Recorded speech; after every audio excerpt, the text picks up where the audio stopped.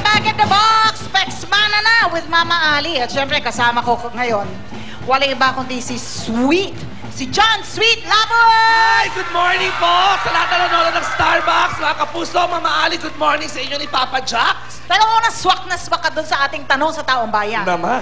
Masasaktan lang si ina pag umamin akong bakla? Hindi, ikamo, dahil jackpot siya sa baklang anak. Tama! Dapat ang mga nanay, mga tatay, huwag po kayo masaktan pag ang anak ninyo'y umamin o nalaman ninyo na sila ay bakla. Dahil pag may anak po kayong bakla, para kayong tumama sa Super Loto. Babalikan ko lang ang kasaysayan mo bilang bading. Ay, ito na ba yun? Ha? Kailan ba, ikwento mo sa amin yung iyong MOT, yung iyong moment of truth, yung sandaling na-realize mo, bading ako. I remember when I was 3, 4, 5 years old, ang mga kapitbahay namin, tinutukso na ako na bakla. Kasi siguro yung pala, may nakikita na nilang kilos ako, magsalita ko, bakla. But nung bata ako, I have this tendency na umiiyak ako. Kasi ang feeling ko, I was brought up on the idea na ang bakla masama. Na pag bakla ka, mali. Ang pagiging bakla, kapintasan. So umiiyak ako, hindi ako bakla, hindi ako bakla. Saan galing yun? Sa nanay ko. Konsepto niya, ang bakla sa parlor lang nagtatrabaho. So kung baka noong mga panahon na yon, makitid din ang pananaw ng nanay ko sa pagiging bakla.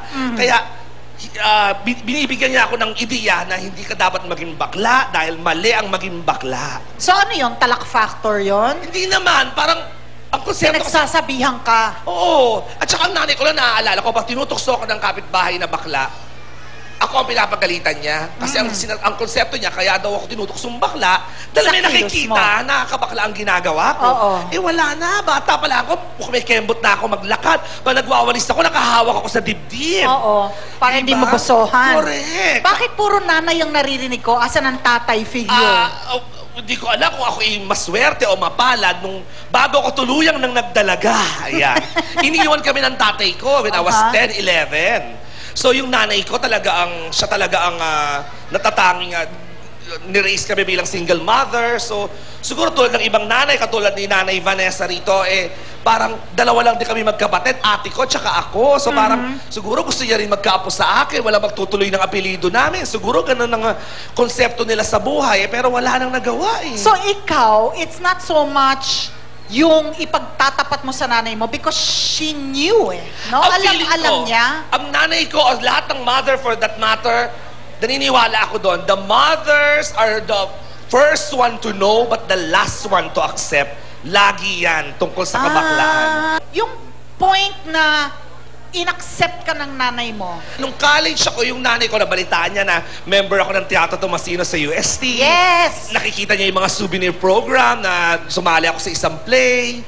So siguro nagkakaroon na siya ng idea. Ayun ay medyo one length na yung buhok ko. One time nakita niya ako, nag-ahit na ako ng kilay dahil sumali ako sa gay beauty contest. Ganyan. Gaano kahalaga at bakit mahalaga na tanggapin ka ng nanay mo? Kasi syempre, nanay mo yun doon ka nang galing. Your whole being is all about your mother. Naging akong ganito dahil sa nanay ko.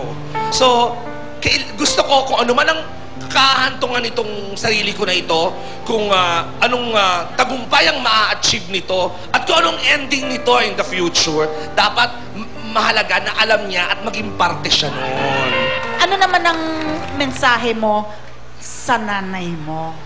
Ano ba ang mensahe ko sa nanay ko? Maraming salamat at tinanggap mo aking pagiging bakla. Maraming salamat na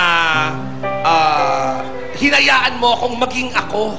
Swak ka talaga. Parang sana kukulang lang humiling ako kay Lord ng baklang anak. Marami siya, mag-ampong kaya. Nakita ko, may ang daming pakalat-kalat.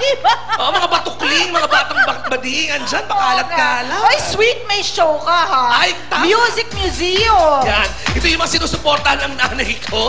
Ang aking pero meron akong show, debutante. Sweet at 18 po, mga kapuso. Makita-kita po tayo dyan sa Sabado na po yan.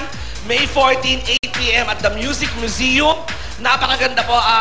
Celebration ko to ng aking 18th year anniversary sa Showbiz, Mama Ali. So sana makapanood din kayo ni Papa Jack. That's a Saturday, no? This Saturday na po yan sa Music Museum, directed by my friend Philip Lazaro.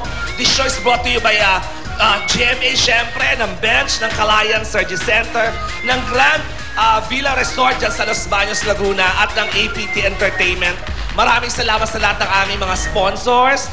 At kasama natin syempre, guest ko pa si Papa Dennis Trillo, si Julian Sautse, and my friend Vice Ganda. So please, magkita-kita po tayo dyan. Debutante ang drama ko. John Sweet Lapus! Kasama natin sa Starbucks. Thank you very much. Thank you. Anytime. Basta ikaw mamahali, basta kayo. Galing. Papa Jack! Ayan, Mama, gusto ko yung linya ni Sweet, ha? Yung linya ng ang nanay, the first one to know, the last one to accept. Nax, kapiling ko si Mami Evelyn Pagat-Patan dito. Hindi ko alam kung alam na niya kasi meron siyang kutob, ha? Kung mako-confirm ba today sa pagsalang ng kanyang anak. Ayan, ha? Na si Rembert sa ating lie detector machine. Ma-confirm kaya today. Ang motto ng kanyang anak ay, I'm so excited, I just can't hide it. Nax. So, kabalik yan ng Starbucks dito, kasali ka!